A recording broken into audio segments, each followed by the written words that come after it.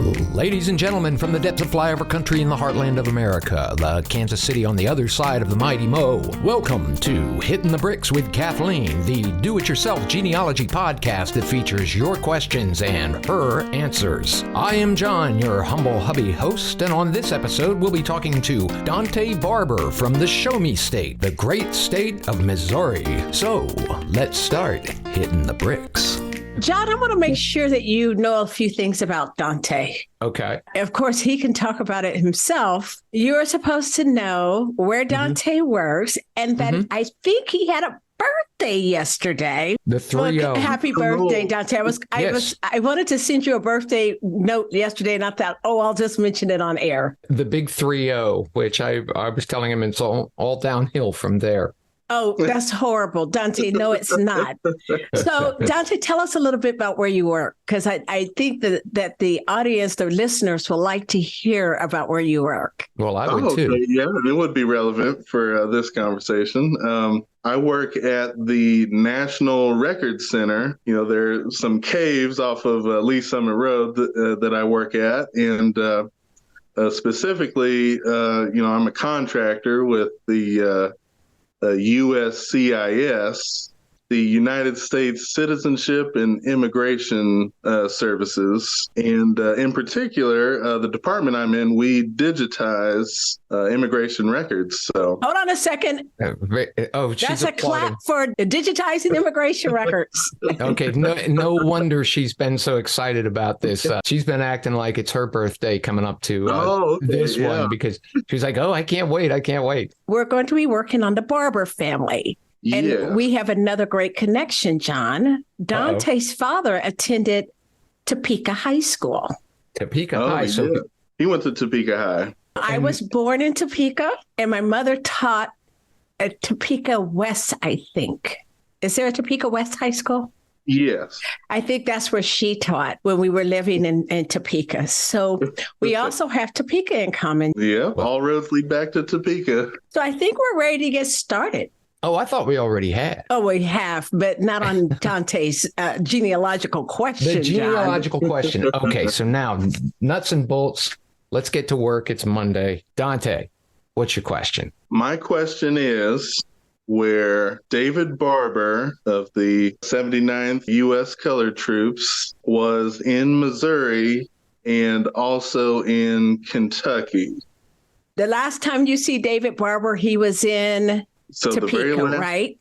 He was he ultimately settles in Topeka, Kansas. Now, who is David Barber? He is my third great grandfather. Okay. And for me, he was Dante's question. Got it. So Dante has a third great grandfather named David Barber. And what do we know about David? We know that he is on 3 census records: the 1870 federal census, the 1875 Kansas state census, and then finally the 1880 census. He ultimately passes away on February 1st of 1882. And how did you know that? From his Find a Grave entry. Okay. I was trying to corroborate that, but I don't know if the Topeka cemetery that he's buried in may have that information. I haven't looked that up yet, but on his wife's obituary, he is mentioned as dying in 1880, but I believe that is a typo since he shows up in the 1880 census, and I think the date on that is June of 1880. So the only other things about him that I know is that he served in what was then called the 1st Kansas Colored Infantry in the Civil War, and that's probably where I get the earliest date of him on a document. Okay. You may want to know why I mentioned Missouri and Kentucky. Mm-hmm. From the census records, from him and his wife both list Kentucky as their place of birth, with the children, meaning my great-great-grandfather and all of his siblings, they list Missouri as their place of birth. And that's a great place to start. Mm-hmm. So, Dante, what you have told me so far is you have this Kansas person who says he's from Kentucky. All of his children were born in Missouri in the meantime. And that was my biggest clue to get to the information I'm going to give you. Okay. But let's back up. We do cluster research. And although we were working for David, do we know where any of these people are actually born in Kentucky? So with his wife, I found out from the Shawnee County, and this was in the Midwest Genealogy Center. I have to give them a shout out. Shout out to Midwest Genealogy Center. Yeah, they have, it's the Shawnee County Book of Marriages, Volume 1. They are listed, David Barber marrying a Sophia Bullitt, May 4th of 1867. And so with her maiden name, there is a well-known Bullitt family. And also from her obituary, they list that Louisville, Kentucky is where she was born. There is one enlistment paperwork for David where he lists Jefferson, Kentucky, which I don't know if it would be a stretch to say that is Jefferson County, which would be the same area that it's where Louisville is, Jefferson County. So I'm thinking that David and Sophia are both from Jefferson County, Kentucky. So that's very good conclusion. This is really interesting because, see, Dante is a ringer.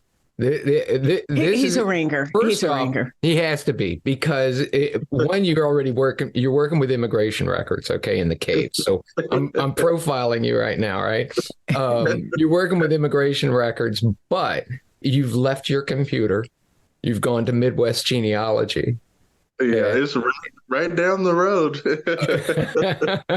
Yeah, you've already done this external research. It's not all Ancestry, and it's more than I've done. So I would say Dante would have a brick wall, a true brick wall, if he had his originals. But since he doesn't have his originals, I'm still not going to call it a brick wall, but there's a lot of conclusions that you can come up with based on what you do have. One thing I have to mention is Sophia, David Barber's wife, her last name is Bullitt. So Sophia Bullitt, who married David Barber, is a big hint for me. Yeah. Bullitt County, Kentucky is just south of Louisville. Yeah. In David's military records, in his USCT records that I did see, he says he's from Louisville. Oh, okay. Now, that doesn't mean they're in the actual city of Louisville, but that places both of them in the same area of Louisville, because at that time, they might have been in a suburb. I mean, not a suburb. There was no such thing as a suburb.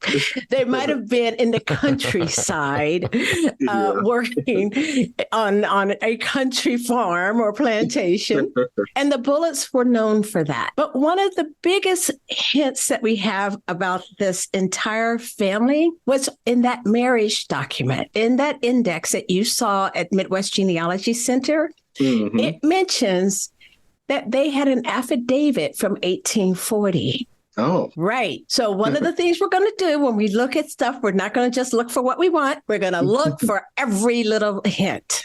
It's right there. It says they had a marriage affidavit of 1840, which means that they were married during slavery. Oh, okay. Now, you have several questions when that comes up. Was it a slave marriage where the plantation owners just agreed to it? Or were they free colored? Or was there another reason? I did not find them as free colored. Okay. But why would knowing they were free colored have been something that you were already able to eliminate at this point? Oh, I already checked to make sure that they weren't listed in census as free colored, that they didn't have any sort of a emancipation paperwork, and I did not see that. Okay. But 1840 is about the time they moved to Missouri, not necessarily Sophia yet. Okay. So you have the most interesting case because of a guy named Nelson. Has nothing to do with the name Bullitt. Oh, okay.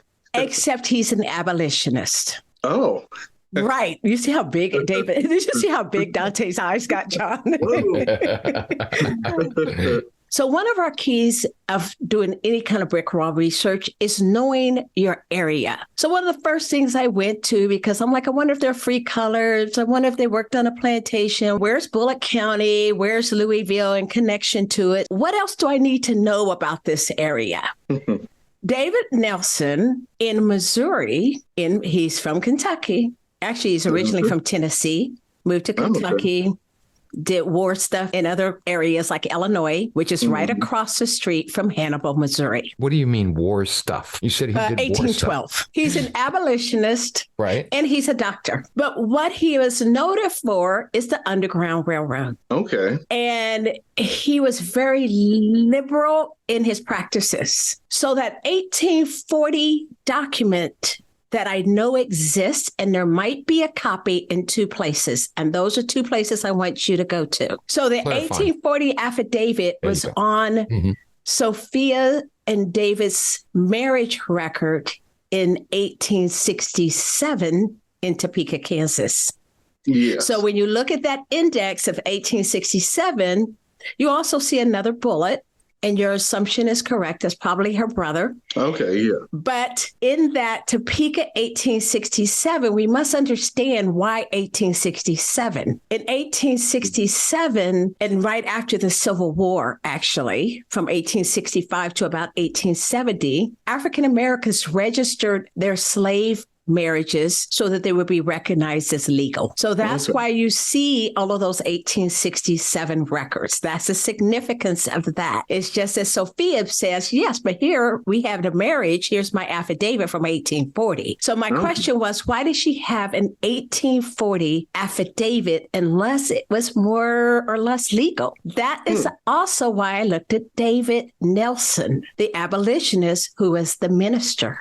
Was he allowed to marry the slaves? I don't know yet, but you're going to find out. The way you're going to find out is first, the Topeka court has it, the Shawnee County in Topeka. Unfortunately, I couldn't get it for you, even though I called, because I wanted to know. You really got a benefit here, Dante. If she gets super excited, then I'm here in Topeka now, so hey, I might head down there. There you go. Yeah. Well, don't hurry too fast. Everything's in boxes because they're moving or restoring their location. But you can ask them to search for you. It is $12 an hour. But I don't know if they'll let you go in and look at those originals. My question is, I see the index just like you saw at the library, but where are the originals? We always want the originals.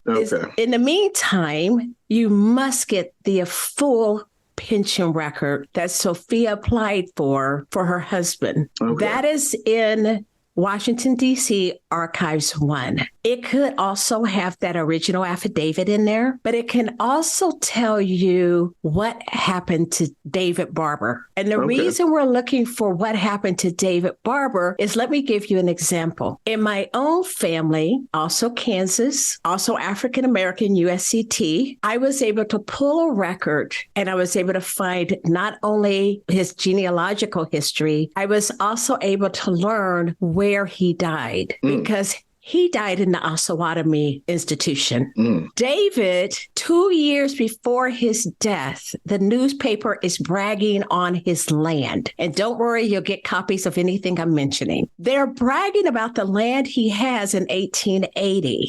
But there's no obituary on him. My question again is, why? Was he institutionalized? Was he in Leavenworth in a veteran's home? Or is he in Osawatomie or Larned? But military records will tell you what happened to him through the pension record. What do you mean the newspaper was bragging on him? They actually had this huge article about how successful his farm was. Now, he didn't live in Topeka proper.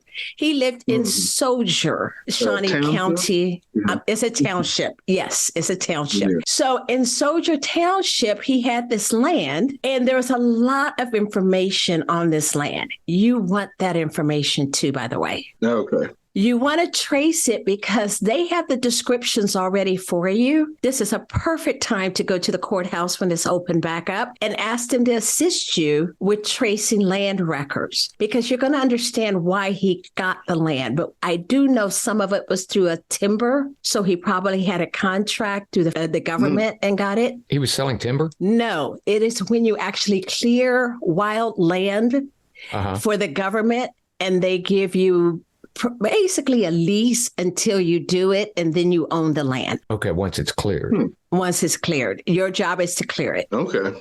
Those original records are right here in Kansas City at the National Archives, but not necessarily the first place I would go. I would go to Shawnee Mission to the actual original land records, starting with most present and tracing it back. It looked like Sophia and the family lost a lot of that land, probably for taxes. So you'll want to do that. So let me see. So far, we talked about getting the marriage records, getting original military records, especially his pension file, and the land records. Now, let's get back to the other case. Your question to me was, where was David pre-Civil War? You said, I see him in Leavenworth, but I can't find out where in Kentucky. Well, that brought me back to the abolitionist, David Nelson.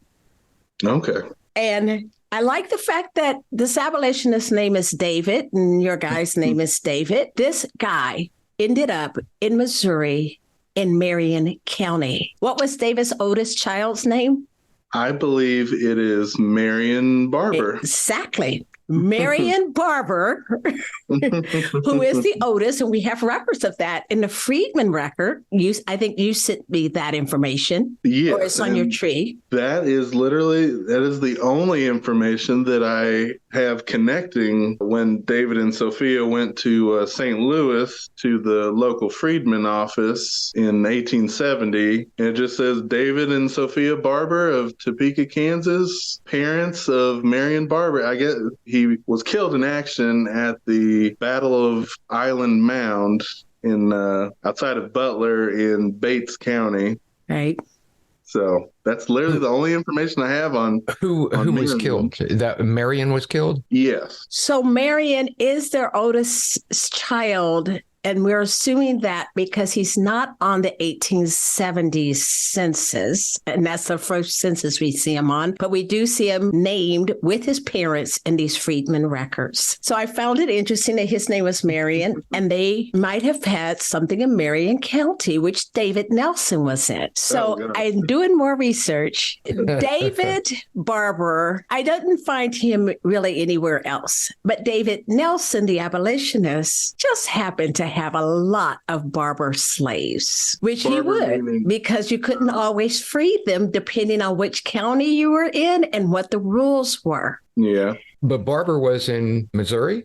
He actually came to Missouri. Now remember, Missouri was a slave state, though. Yes, it was a border state. Well, okay, that's why they had so many slave records. On this end, Dante. So David Barber, who we know was in Kentucky at some point. Mm-hmm. We also know he was in Marion County, Missouri. He had slaves, even though he was an abolitionist. Remember, a lot of the abolitionists kept the slave status, but that might explain that 1840 marriage record. Okay. Even though we know that marriage record in 1840 is in Louisville. Okay. So the abolitionist David Nelson, when I wanted to see who was he in Marion County, what I looked up is what slaves did he own? Who did he enslave? And what I found was that his son, Aurelius, had quite a few barbers. Okay. Do you know this? Are you saying that he acquired slaves from someone with the last name Barber who owned slaves in Kentucky? Yes, and then moved to Missouri? Exactly, because Missouri was the place that he knew that he could put them, and it was right on that river between Illinois and near Hannibal, Missouri. Okay. So Aurelius had 3 other enslaved people that were my key, because they also went into the Civil War, went to Missouri. Okay. They were born in Kentucky.